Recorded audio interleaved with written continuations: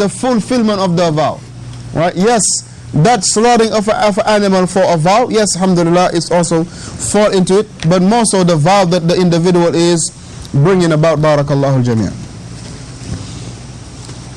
So that completed, alhamdulillah, the mas'ala al-rabi'a wa-thamanun, the aspect number 84. So we're going to be reading bi-idhnillahi ta'ala the mas'ala, actually two of them, two masail. Number one is the mas'ala al-khamisa wa-sadisa wa-thamanun, the aspect number 85 and number 86 combined. Number 85 and number 86. The Shaykh hafidhahullah tabaraka wa ta'ala, he mentioned, rahimahullah, the muallif, he say, التبرك بآثار المعظمين. He say, seeking barakah from the landmarks of those that, from the deceased one that they venerate, or those from the deceased one or the prestigious ones among them that they venerate. And he mentioned, like Kadari and Nadwa, Kadari Nadwa, like this place that is called Darun Nadwa, and we will come to what is the meaning of, or the place of it, the meaning, or the place of that dar. And he say, وَافْتِخَارُ مَنْ كَانَ تَحْتَ يَدِهِ بِذَلِكَ. And likewise, how those who used to be in charge of those places, how they were boasting and bragging about it. How they were boasting and bragging about being in charge of those places. He said, كَمَا قِيلَ, as it was said, لِحَكِيمْ ibn Hizam, لِحَكِيمْ ibn Hizam, as it was said to Hakim ibn Hizam, he said, بِعْتَ, that you have indeed sold, مَكْرَمَ قُرَيْشٍ, you have sold that which is the honor of the Quraysh. You have sold the honor of the Quraysh. فَقَالَ, so therefore, Hakim ibn Hizam, he replied, he said, ذَهَبَتِ الْمَكَارِمُ إِلَّا التَّقْوَى. Allahu Akbar. He said, all the honor has passed away except piety, meaning except taqwa. He said, all the honor has passed away except at-taqwa. So in this two masail here, number one is taking these places of, from the ancient places that they used to have, or the places of the noble and those people that they were prestigious to them. They had some type of status with them. They were taking their places as making it some tabarruk, meaning to seek blessing from it, to seek blessing in those places. And the Shaykh hafidhahullah, he gave the example of this place that is called Darun Nadwa. Darun Nadwa. Darun Nadwa. And Darun Nadwa, barakallahu fikum, it was a house. It was a house of one of the greatest leaders of the Quraysh. It was the house of one of the greatest leaders of the Quraysh. And that leader of the Quraysh, after he died, then they took the place, that Darun Nadawa, as a place, and I will mention this,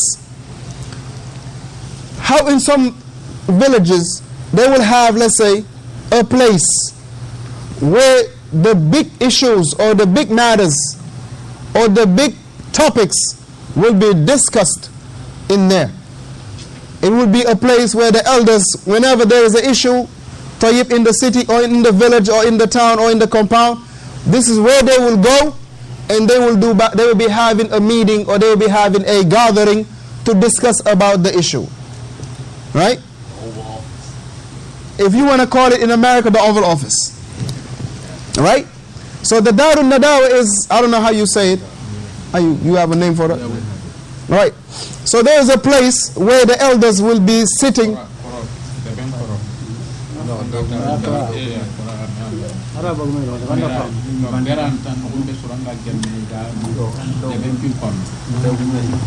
I know the source they call it Bantamba. Bantaba. What of how many? Penchimi, yes. In all they say Penchimi, yes, very good. Sarakule no more of money. So as the brother he mentioned, is when you would have taken the Oval Office, for instance, where at time of crisis, you have all the Secretary of State this or Secretary of State of that, Department of this, Department that, they will all sit down and have all the Secret Service and all of this and all of that to be dealing with the issue. So this was Barakallahu Fikum, the Darun Nadawa. This was the name of, this was one of the aspect of the reason, Barakallahu Fikum, where the people they will used to go in it.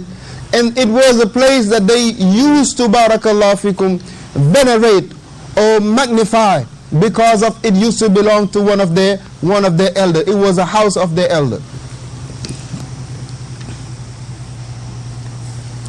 And Usay ibn Kilab, and remember this name, Al-Kilab, Usay ibn Kilab, he was one of the great grandfathers of the Messenger sallallahu alaihi wasallam. Usay ibn Kilab. And this house, Darun Nadawa, used to belong to Usay ibn Kilab. And for those that you will listen sometime to the genealogy of the Messenger sallallahu alaihi wasallam, Usay ibn Kilab will be always mentioned, because he was one of the greatest head of the Quraysh. So the Quraysh, they always refer back to him. Just like you have in some of the tribes, there will be an individual that will always be mentioned. They will be always mentioned because of he was a big figure in regard to the tribe. So Usay ibn Kilab, he was like that, Barakallahu Fikum. He was somebody that was very influential among the Quraysh. And he was one of the greatest leaders, or the greatest leaders among the Quraysh. Very influenceable. He had a lot of influence among them. So number one was that they used to be taking those places as seeking barakah in it. And then number two is that those who used to have, meaning those who used to be under their control, the likes of these places, they used to be boasting and bragging about this. They used to be boasting and bragging about having control over these places. And number three here, he mentioned about when it was said to Hakim ibn Hizam, Bi'ata makramata Quraysh, that you have sold out the honor of the Quraysh, in reference to what? Darun Nadwa. This was in regard to Darun Nadwa, because that the Darun Nadwa was sold. So they say to Hakim ibn Hizam, Bi'ata makramata Quraysh, that you sold the honor of the Quraysh. And look at the answer that he gave them. He says, ذهبت المكارم إلا التقوى. He say that all the honor has left except at-taqwa. All the honor has left except at-taqwa. Shaykh Salih al-Fawzaan hafidhahullah, he mentioned تعظيم آثار المعظمين من العلماء أو من الملوك أو من الرؤساء بأن تحيا هذه الآثار. He say وترميهم وتصان. He say هذا العمل وسيلة من وسائل الشرك والعياذ بالله. The Shaykh hafidhahullah, he say, taking these places, these relics or these landmarks, and to glorify them, whether they were from the ulama, meaning the knowledgeable people, or they were from the muluk, the kings and the like, or whether they were from the ru'asa, the elite. And subhanallah, the Shaykh hafidhahullah, when he mentioned the ulama, that this was also that the house of Shaykh Muhammad ibn al-Wahhab rahimahullah wa iyyah, that how barakallahu fikum, the king has what you call it, level it out to the ground. Why? Because of fearing that the people was going to take it as a place of Eid. They were going to take it as a place of Eid, wal-iyadhu billah. Why? Because this is the house of Shaykh Muhammad ibn Wahhab. You will find ignoramuses, they will come and they wanted to do what? Seek barakah, or venerate the house, or magnify the house, wal-iyadhu billah. And he mentioned here, likewise, he said it is doing it, like reviving it, or to fixing it, refix it, or to make it like a museum. He said all of this could be a way to shirk. All of this could be a way to shirk. And this is what the people today they do. They will make a monument out of it, or they will make a museum out of it. So the people will start coming to visit, and they will start coming to to visit. And when they want to come visit, you will realize, you will find people how they will be attached to the place rather than being attached to Allah subhanahu wa ta'ala. So the Shafidah Allah ta'ala, he said, فَهَذَا عَمَل, this action, meaning to rebuild it or to revive it and to make barakallah fikum those athar, those trade landmarks and the like as a monument or as a museum. He said that this is from the actions that will be leading to shirk wal-iyadhu billah. He said وَهَذَا مِنْ دِينِ الْجَاهِلِيَّةِ, reviving the monuments, rebuilding the monuments and making them as museum. He said this is from the deen of Jahilliyyah. This is straightly from the deen of Jahilliyyah. Look at the Greek society. Look at the Greek society. Even in Syria recently, before this ignoramuses of the ISIS, blow all those statues. This was from the deen of Jahilliyyah, straight up. Building these buildings, putting you in the face of the individual just because he was the emperor, or his house, you're going to build it and make a museum. All of this, barakallah fikum. Islam comes to destroy everything that could be a mean to what? To shirk. So if this house will remain, then this generation, they will know, okay, this was the house of so and so. Tayyib, we want to build it just to, to make it the history.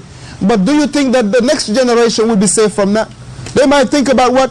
Really, they built it because this was a place that was a very important place, a place of worship. So you will find people, they will come and worship in it. You find, for instance, in Touba, in Senegal, they have the utensils that the Shaykh was eating with, or that he was drinking with, or that the mat that he was praying with. Now they make it to the point that people will come, and when the people will come to visit those places, you will realize how people, they want to touch these things, how they want to take it and then wipe all over their face, thinking about what? That this has barakah. And you will find some of them, they will be standing right there in front of the utensils and making supplications. Right in front of the utensil. This is the cup that the Shaykh drank with. They will put it in front of them right here. They will be supplicating.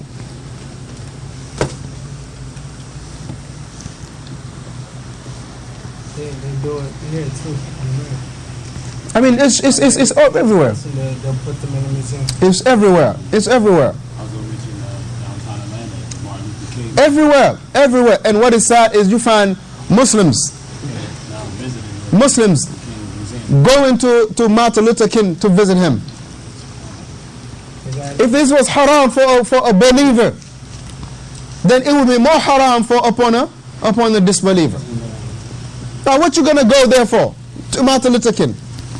And qalilun minna, very few among us that came to America from the Muslim land, except that you will find people that want to take you to Martin Luther King to visit his site or to look at his statue and the like. For what purpose? The man didn't die upon a tawheed. The man didn't defend the tawheed. And this is something that we got to clarify this.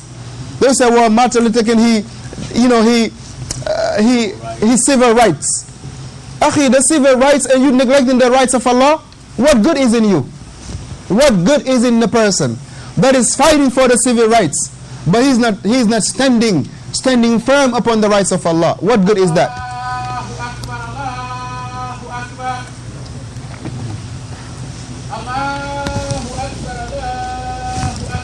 Allah Akbar, Allah Akbar.